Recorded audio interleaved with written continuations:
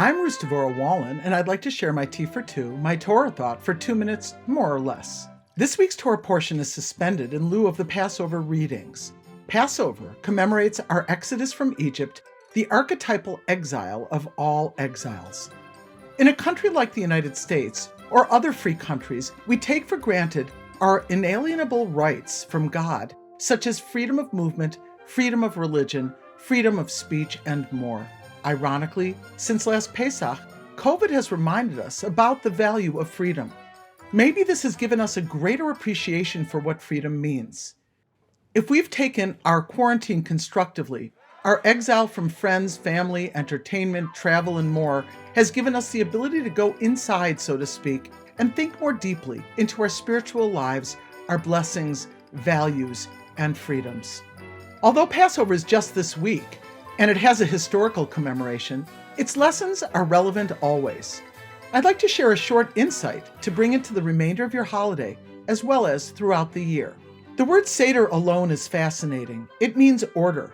As you know, during the Passover Seder, there's specific order to what we eat, what we drink, when and how much, with which blessings, which details, which words, motions, songs, and more.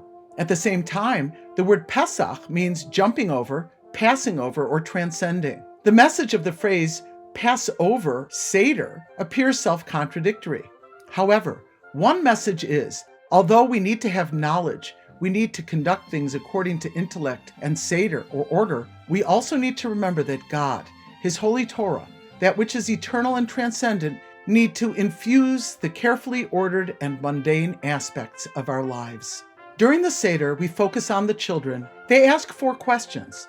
The discussion of the individual 4 sons represent various types of children. According to the mystical teachings of the Torah, we are all children on various levels. As the Torah teaches, Banim atem lahavaya Elokecha, you are all children to the Lord your God.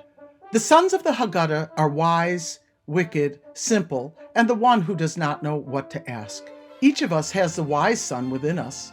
We're intellectually curious, wanting to know things. We also have a rebellious or wicked side that wants to buck the system, whether intellectual, behavioral, or emotional. There's also a part of us that is simple and sincere and does not need to complicate simple requests or responsibilities. And sometimes we're apathetic and indifferent, not even knowing or caring what to ask. That reminds me of the riddle that asks, what's the difference between ignorance and apathy? The answer, I don't know and I don't care. Each of us can learn from the 4 sons at the Seder, who are all housed within us. Our self-awareness to know which sun is shining and which one is not will help us in our ability to enhance our inner wisdom. The Lubavitcher Rebbe taught us that there's a 5th child, that this child is not even in attendance at the Seder. For this child, we need to go out of our comfort zone to seek him out. Possibly that child is within us, needing to be awoken and invited to recognize the nooks and crannies in thought and behavior. As the famous neuroscientist Dr. Daniel Siegel guides us, we must name it to tame it. By examining our inner child and hearing its questions, may we free ourselves from our individual constraints. Chag Sameach.